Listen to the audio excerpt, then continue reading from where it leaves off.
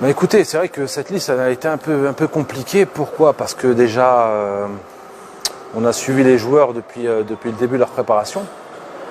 On a suivi toutes les journées de championnat depuis le début du championnat.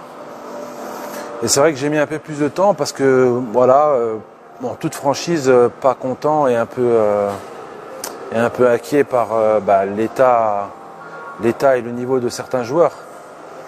Voilà, on peut l'expliquer pour certains qui sortent d'une grosse préparation et qui montent en puissance, ce qui est normal, mais d'autres où qu'on voit un niveau assez flagrant, des joueurs que j'ai l'habitude de suivre, qui d'ailleurs je leur ai dit en toute franchise qu'il fallait qu'ils se reprennent en main et que si on voulait faire une grande chaîne, qu'il fallait prendre les choses en main, travailler plus à côté, travailler plus en club, travailler plus dans les matchs.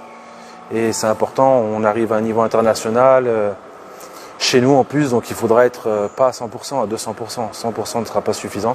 Et ça passe justement par une bonne préparation individuelle, physique de chaque joueur. Donc c'est pour ça que j'ai beaucoup hésité. Et après, sur le plan offensif, vous savez, dans le football, il y a des cycles. Mais il y a des fois où on manque de défenseurs, on manque de latéraux. Et c'est un peu pareil, je pense, que pour l'équipe A. Mais nous, voilà, dans le championnat, c'est vrai qu'en termes d'attaquants, on n'en a pas énormément. Voilà, c'est pour ça qu'on a fait appel aussi à...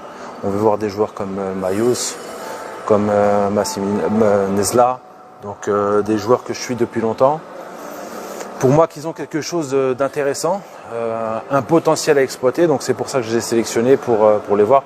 Et on a Haribi en ce moment qui retrouve sa forme, qui retrouve son efficacité et content aussi pour nous. Donc voilà, c'est l'opportunité aussi de voir d'autres attaques.